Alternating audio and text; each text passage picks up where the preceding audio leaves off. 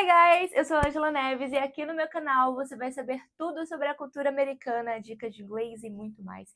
E o vídeo de hoje foi muito solicitado. A gente vai falar um pouquinho sobre os tempos verbais simples, presente, passado e futuro em um único vídeo. Então vai assistir comigo que tá muito legal.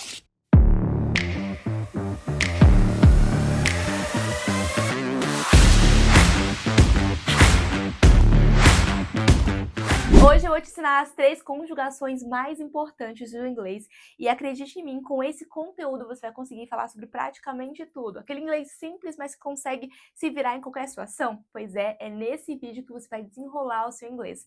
E para tornar essa aula mais divertida, é claro que você já sabe que a gente traz um pouco de música para te dar mais prazer de estudar e também para simplificar os seus estudos, descomplicar a sua fala.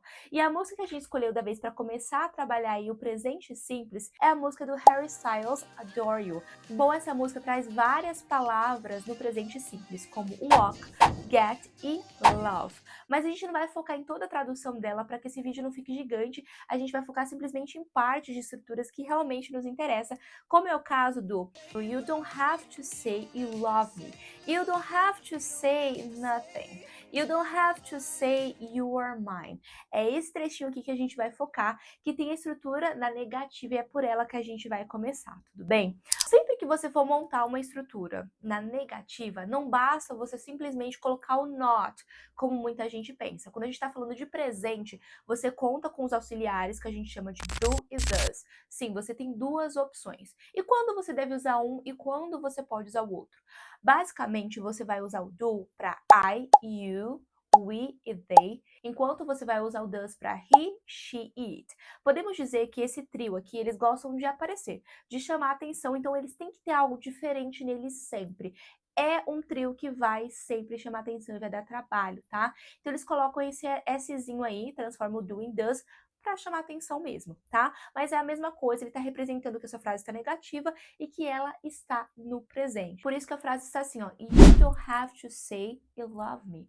Mas se eu estivesse falando sobre uma terceira pessoa, sobre ela, por exemplo, seria doesn't. She doesn't have to say she loves me. Percebe? Então a gente muda aí de acordo a pessoa. Agora, Angela, se eu fosse montar essa mesma negativa no passado, como que ficaria?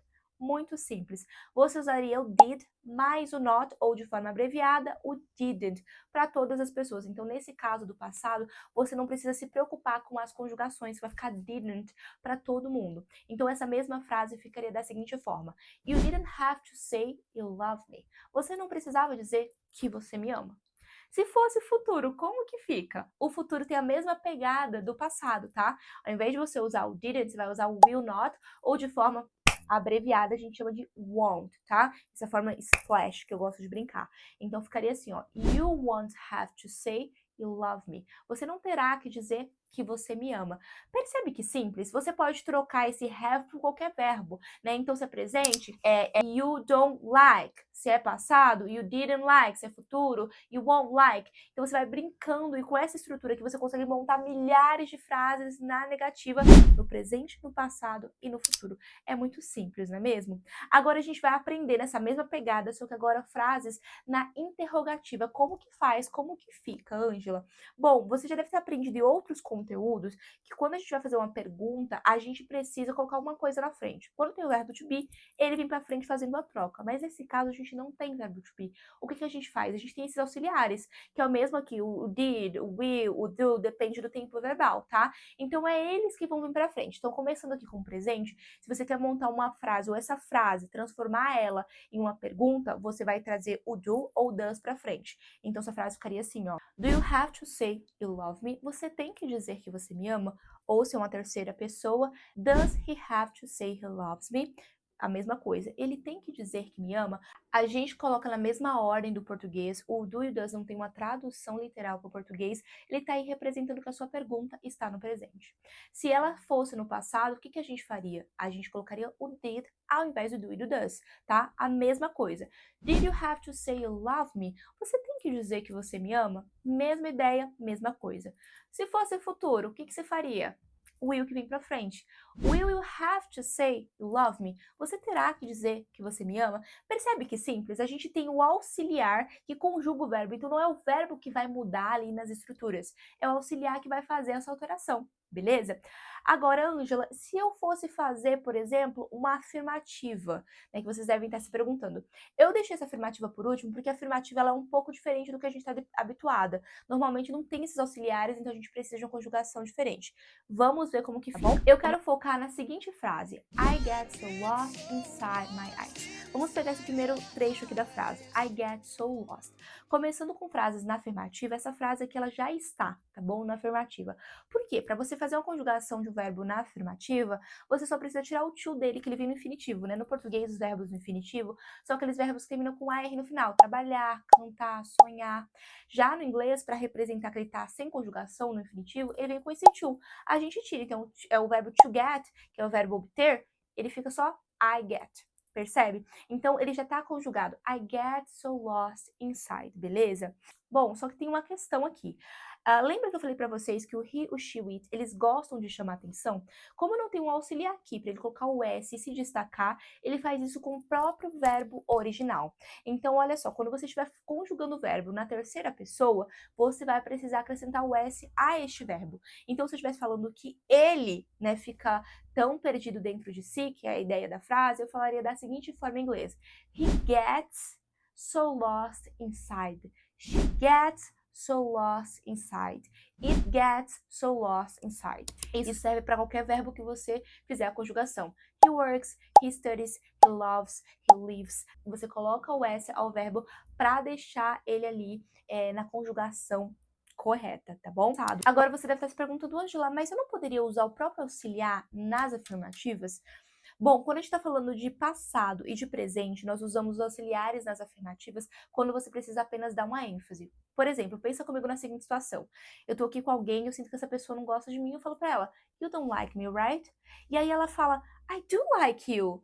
Essa ideia do I do like you é a ideia de que eu gosto sim de você. Eu preciso enfatizar a minha frase. Por esse motivo, não é indicado que você use os auxiliares em suas afirmativas, porque ele tem o intuito de enfatizar sua frase, tá?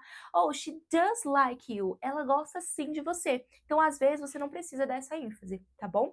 No passado, é a mesma coisa, tá? Você poderia usar o did na sua afirmativa para dar ênfase. She did like you. Ela gostou de você, né? Ela gostou sim de você. Então, a gente usa nessa ideia. Mas, aqui, quando a gente está falando de verbos no passado, em inglês, nós temos duas classes de verbos do passado. O que nós chamamos de verbos regulares, que quando você vai transformá-lo no passado, você acrescenta o ed, e é só isso, sua vida está resolvida, como é o caso de work, que vira worked, walk, que vira walked, tá bom? Mas nós temos o que nós chamamos de verbos irregulares. Esses verbos aqui, eles não seguem padrões linguísticos, não seguem regras, não seguem instituição, não seguem nada. Ou seja, ele muda do presente para o passado sem nenhuma lógica. Então, o que você tem que fazer? Você tem que decorar. E a notícia para você não é muito boa nesse caso aqui, porque existem pelo menos umas 3 páginas com as 100 e poucas palavras de verbos irregulares que você precisa estudar e aprender. E para te ajudar nesse conteúdo, eu deixei aqui embaixo o material para você baixar, fazer download e já começar a decorar esse conteúdo aqui. Porque eu diria que os verbos irregulares é para o inglês, assim como a tabuada é para matemática. Ou seja, você não vai conseguir avançar, nem conseguir falar inglês sem decorar esses verbos, então é bom você começar já, tá bom? Usando ainda o exemplo que a gente usou no presente, I get so lost inside, no passado o verbo get, ele vai se transformar em got. Então eu falaria, I got so lost inside. Então ele é um verbo irregular, percebe? Ele muda sem nenhuma lógica. Você não vai falar I get it, você vai falar I got, porque ele simplesmente se transforma. Então você precisa decorar esses verbos mesmo, não tem jeito. Agora, falando um pouquinho sobre a dificuldade dos verbos regulares, você vai colocar o ed em tudo e ser feliz? Não é tão simples assim. Muita gente confunde a pronúncia desses verbos, tá? Muita gente fala like it, work it, walk it, e na verdade a pronúncia não é assim. Existem 3 sons para esses verbos regulares e nenhum deles é parecido com esse ed no final. Então, para não ficar muita coisa nesse vídeo, muito conteúdo para você aprender de uma vez, eu gravei uma aula só explicando o som das pronúncias dos verbos regulares. Vou deixar aqui para você, em algum lugar, para você assistir depois, beleza? Agora vamos ver a estrutura do futuro. No futuro, é muito legal que mesmo na afirmativa, vai ser a única vez que você vai conseguir usar o auxiliar na afirmativa sem passar essa ideia de ênfase, tá? Então, no futuro, você vai precisar colocar o will antes do verbo e sua vida tá completamente resolvida. Eu diria que é o tempo verbal mais fácil de todos. É por isso que a gente fala however do. Se fosse outro verbo aqui, você seguiria o mesmo padrão. Então, I will love, I will study. I will work. Você coloca o will mais o verbo, mesmo na afirmativa, você não vai passar ideia de ênfase e vai conseguir conjugar milhares de verbos em questão de segundos. Agora, fala sério se esse vídeo não descomplicou demais a sua cabeça e você conseguiu aprender conteúdos aí de meses em apenas alguns minutos. Se você gostou desse vídeo, então não esquece de se inscrever no nosso canal, porque toda semana a gente solta mais vídeos como esse e o nosso canal é super novinho, então ajuda a gente a crescer. Compartilhe e deixa aqui embaixo nos comentários qual é o próximo vídeo que você quer que eu explique para você de forma descomplicada e trazendo músicas aí para deixar esse estudo um pouco mais divertido. Então é isso por hoje. Um beijo, fica com Deus. A gente se vê então no próximo vídeo. Bye!